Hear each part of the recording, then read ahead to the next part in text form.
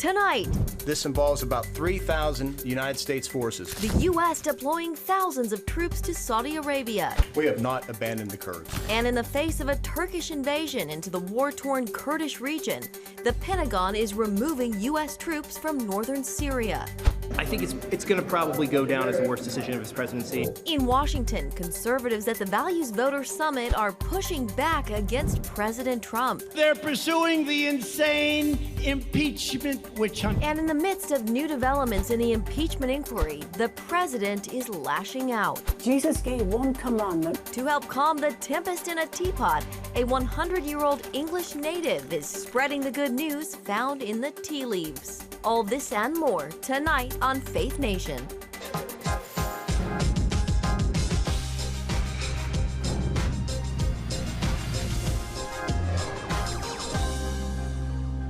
Major military movement in the Middle East. Welcome to Faith Nation. I'm Jenna Browder. And I'm John Jessup. 3,000 more American military personnel have been deployed to Saudi Arabia. This after the United States just withdrew troops from northern Syria. And Turkey, not wasting any time, is already invading.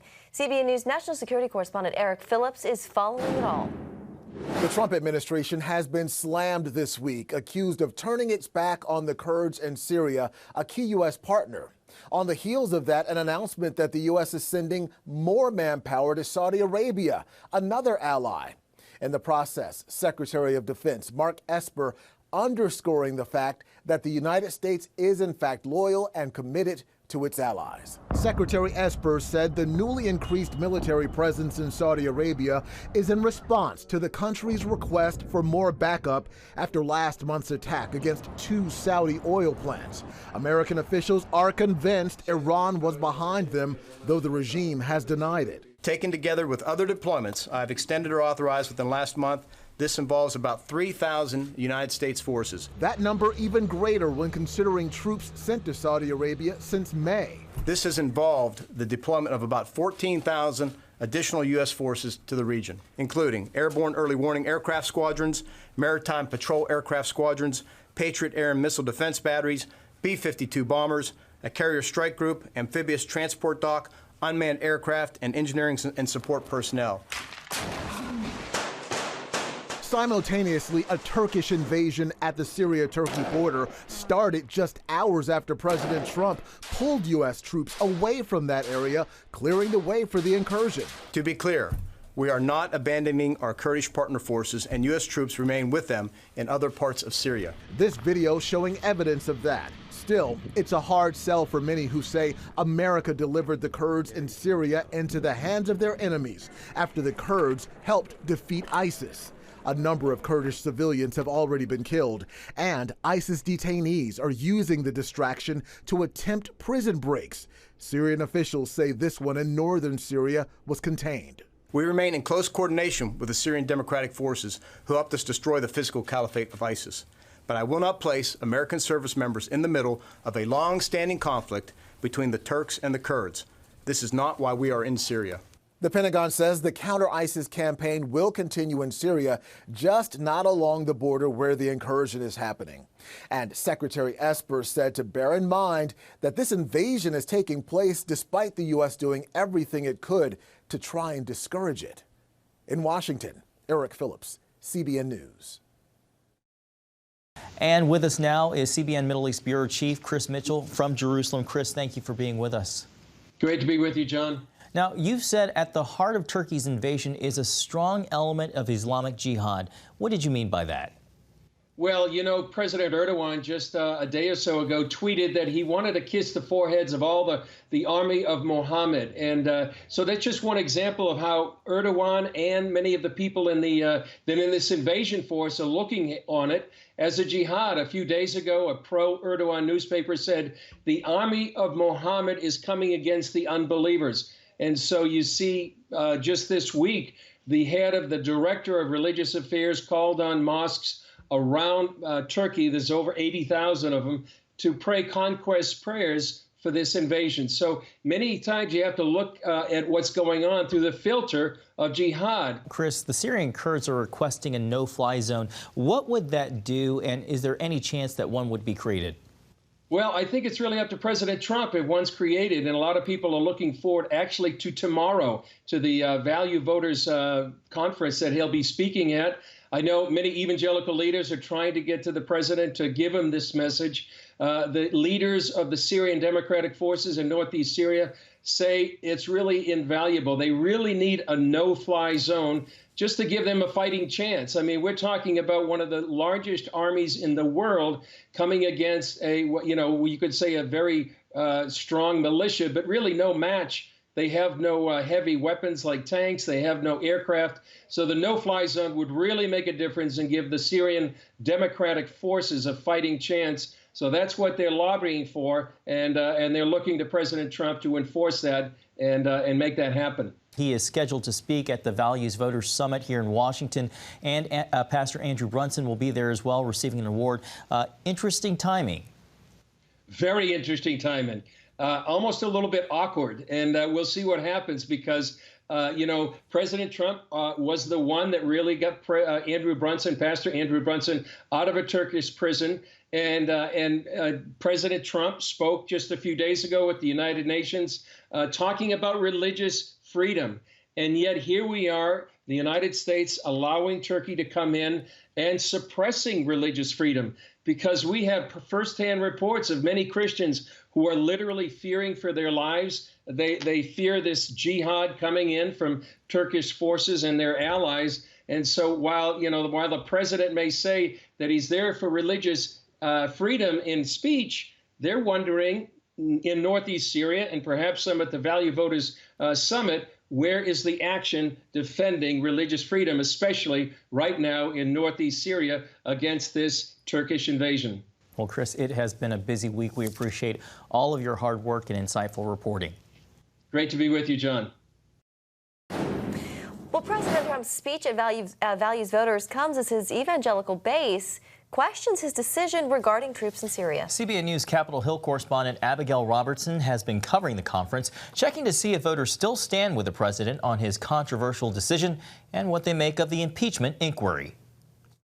As President Trump shows no signs of changing his mind when it comes to pulling American troops out of Syria, many in his evangelical base, which played a key role in sending him to the White House in 2016, are speaking out and letting him know they do not support him in this. It's going to probably go down as the worst decision of his presidency. Many at the Values Voter Summit fear that the U.S. pulling support out of Syria puts religious minorities and our Kurdish allies in imminent danger. This is the first time that President Trump has done something that they really disagree with. Noah Brandt from Missouri tells CBN News he also has concerns about the president's phone call with the president of Ukraine. I don't think that the president of the United States should be using his political power to try to hurt his political opponents, and I think that even a charitable reading of the transcript shows that that's probably what President Trump was trying to do. And while he thinks an inquiry is all right, he doesn't think House Democrats should lead it. There might be some smoke for this one, but I don't know if they can be trusted based on what they've done in the past. Other attendees condemn the inquiry. There's really nothing that President Trump has done that's glaringly wrong. I think it's less an impeachment inquiry as it is a political movement. Congressman Mark Meadows agrees. They're not seeking truth. They're seeking a narrative. Criticizing House Democrats for their lack of transparency in the process. Even before this president was sworn in, they were talking about impeachment, and they're bound and determined to do it. And we need to send a clear message. If they do it, we will send them home. One thing all attendees cheered for, a call to pray. Our nation will be healed with committed believers and people on their knees before their Heavenly Father, praying for our land each and every day. In addition to growing concern in his evangelical base on his decision in Syria, President Trump is also facing mounting pressure from lawmakers in his own party to change his mind. Reporting from the Values Voter Summit, Abigail Robertson, CBN News.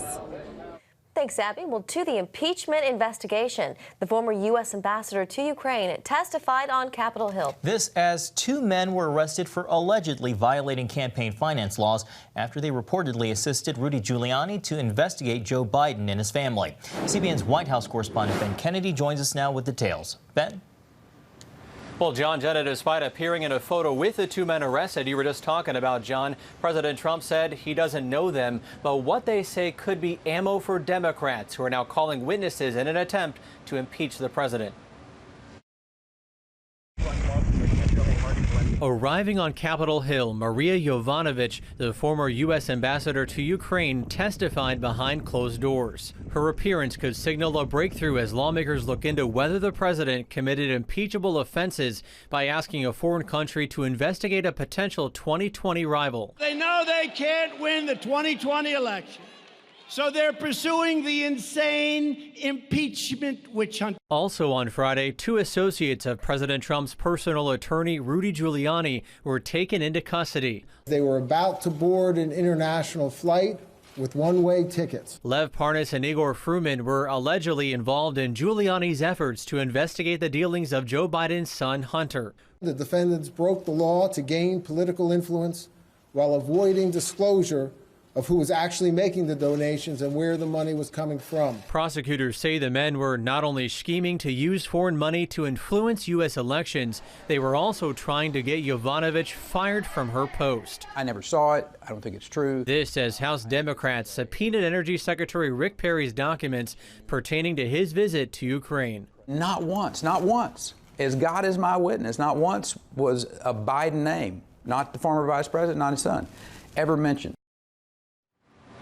We also found out today that the U.S. ambassador to the EU is now set to testify next Thursday after receiving a subpoena. You might remember earlier this week, the White House demanded Gordon Sondland not talk to lawmakers. So, Jenna, John, it appears things might have changed.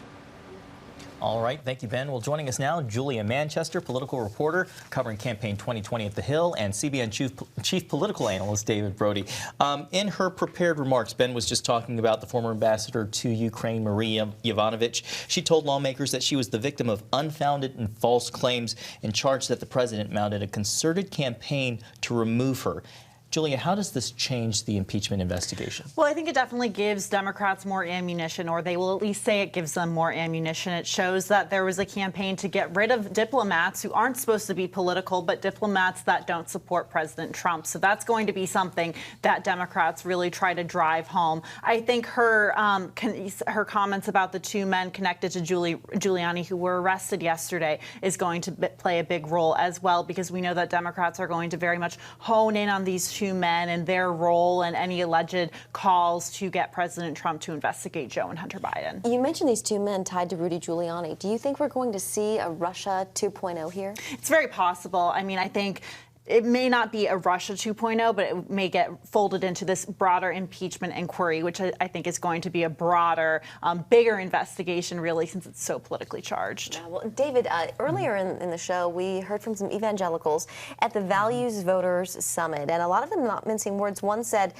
the worst decision of the president's of his presidency.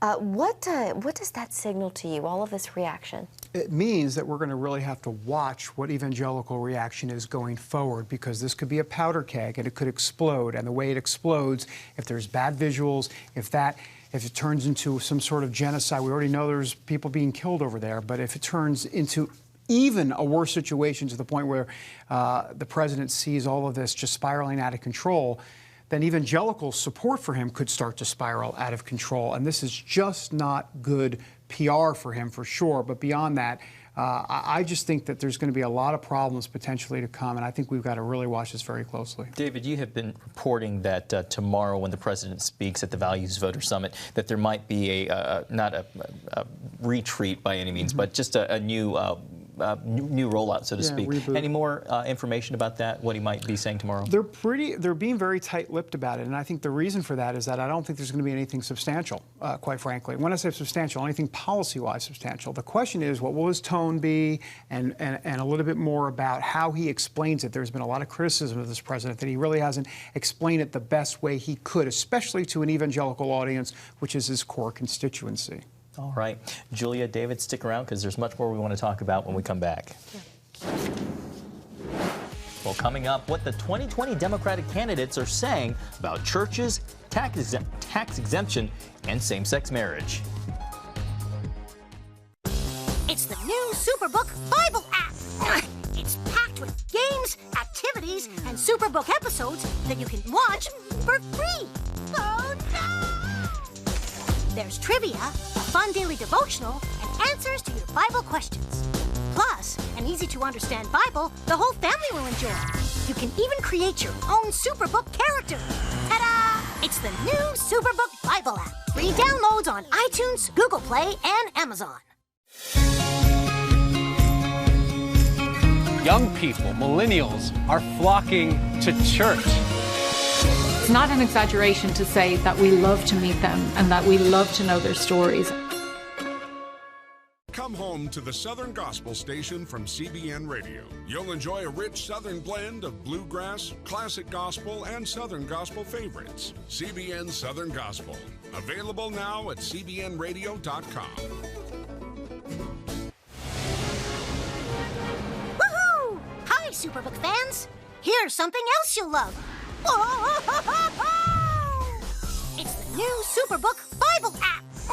It's packed with games, activities, and Superbook episodes that you can watch for free. Oh, no! There's trivia, a fun daily devotional, and answers to your Bible questions. Plus, an easy-to-understand Bible the whole family will enjoy. You can even create your own Superbook character. Ta-da! Whoa! The Millsburg Falls man coming. Sorry, pardon me. Sorry, excuse me.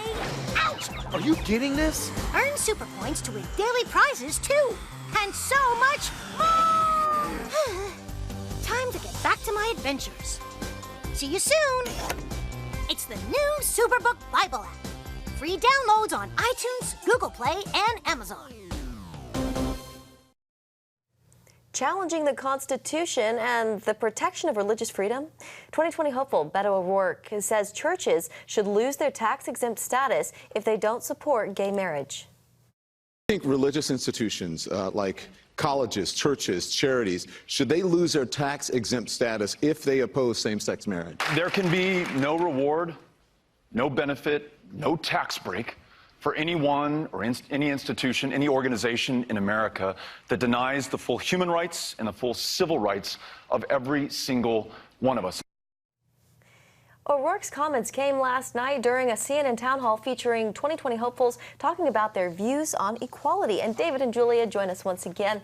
David, to you first this time. He's getting a lot of pushback for this. Yeah, just this is even worse, I think, than the gun pushback that he got. And that was really bad when he said, you know what, we want to confiscate your guns. Well, not all of them, but, you know, a few of them. Anyhow, the point is, this is bad. And really what's really bad about this is that all of the 2020 Democrats that are running are now going to have to answer this question. I know Cory Booker got it asked to him during that LGBT forum, but now all of them on the campaign trail are going to have to answer that. And here's the problem with that.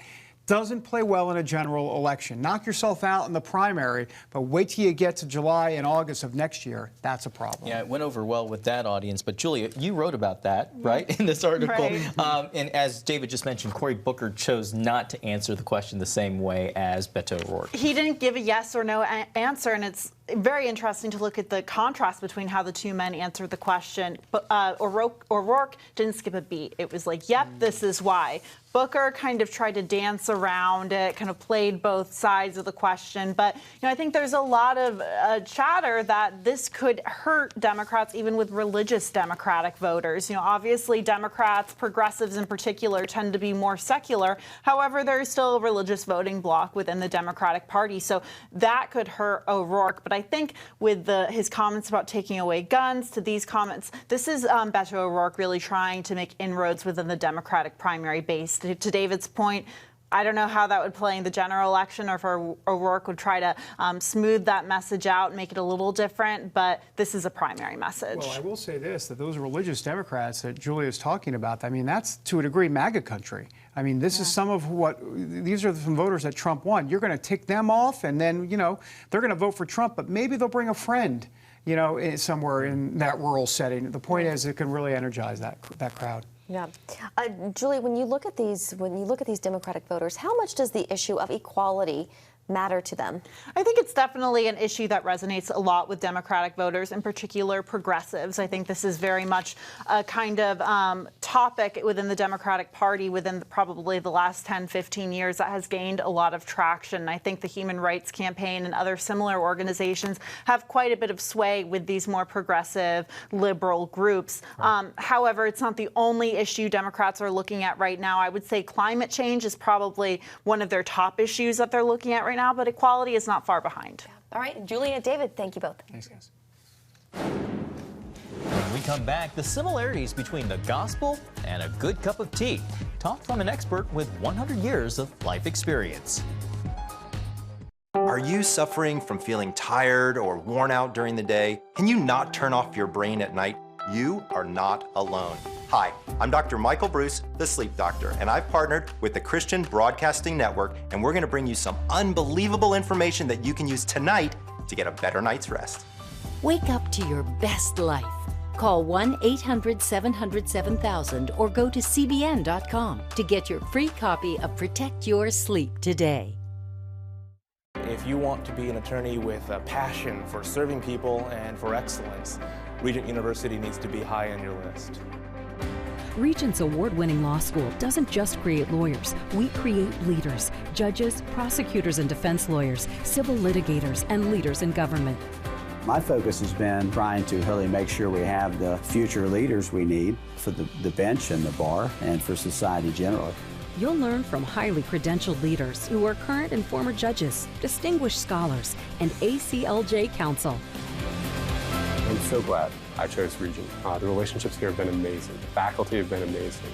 Not everybody's called to the same thing when they leave law school, but they're called by a God who has a purpose for their lives, and He is going to use that education to make a difference in the world. Regent will prepare you to be a purpose-driven, practice-ready lawyer. To start your rewarding law career, complete the online application, submit your transcripts, and take the law school admissions test by July. Apply today.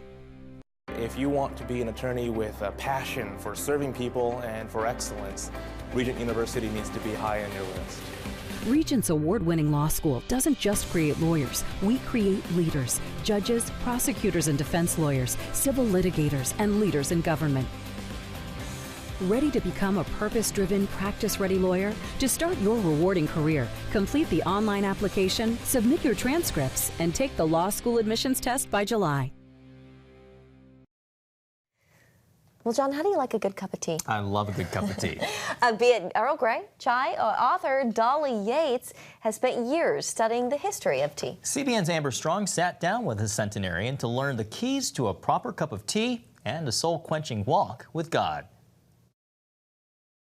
Bought it not too fast, but immediately slow like that. Dolly Yates says some of her best memories started just like this one.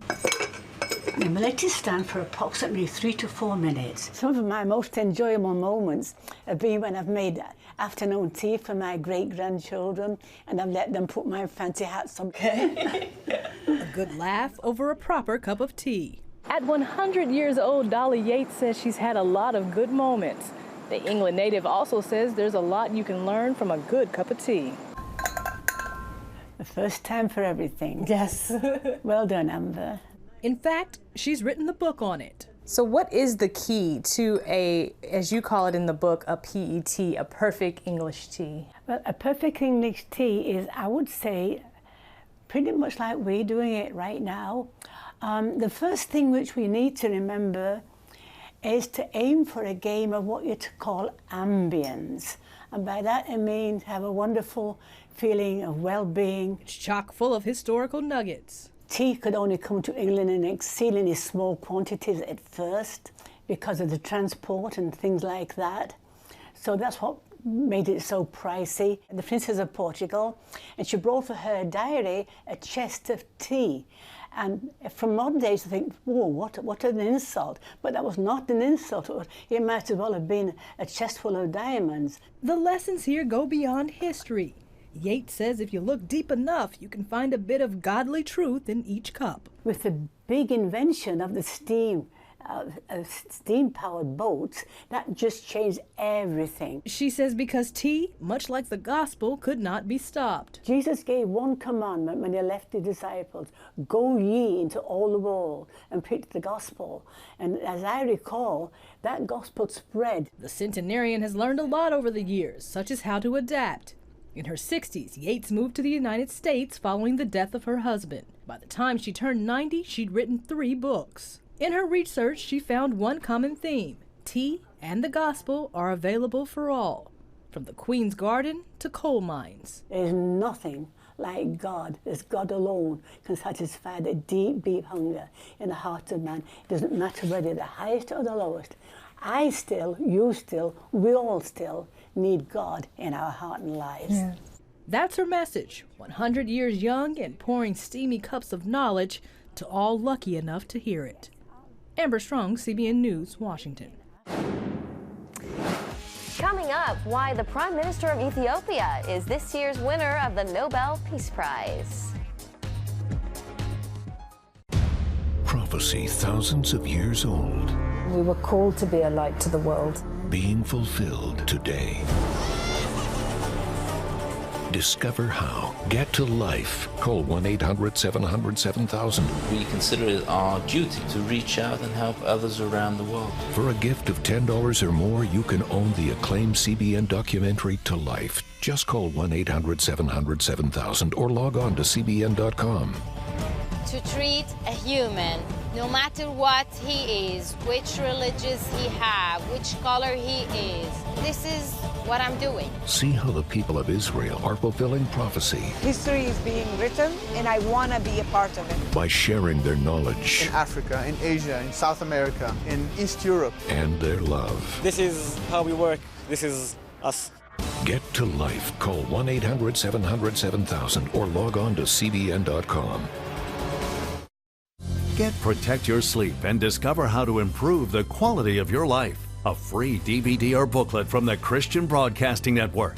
If you're not a great sleeper, you can do things to make yourself a great sleeper. If you're already a pretty good sleeper, you can enhance your sleep and be even better. 5 leading experts help remove the obstacles between you and restorative sleep. When you don't get a restful night's sleep, you wake up with an accumulation of stress. Call 1-800-700-7000 or go to cbn.com to get your free DVD or booklet today. Everything you do better with a good night's sleep. You'll discover how food affects your sleep, how to put insomnia to rest, explore effective remedies for sleep apnea, and much more in Protect Your Sleep. Wake up to your best life and get Protect Your Sleep today. Call 1-800-700-7000 or go to cbn.com to get your free DVD or booklet. And finally tonight, the man who brokered the final peace in an African conflict spanning 2 decades receives the Nobel Peace Prize. And the war between Ethiopia and Eritrea that began in May of 1998 displaced tens of thousands of refugees. Some 100,000 Ethiopian and Eritrean people were killed. Tensions between the two countries continued late until last year, when Ethiopia's prime minister announced that Ethiopia would fully accept the terms of a peace agreement made in 2000. In July 2018, the Ethiopian prime minister joined the president of Eritrea in signing a joint declaration formally ending the state of war between the two countries. That is indeed historic and great news. Great news. Yep. Yeah. Well, on that note, we hope you have a great weekend.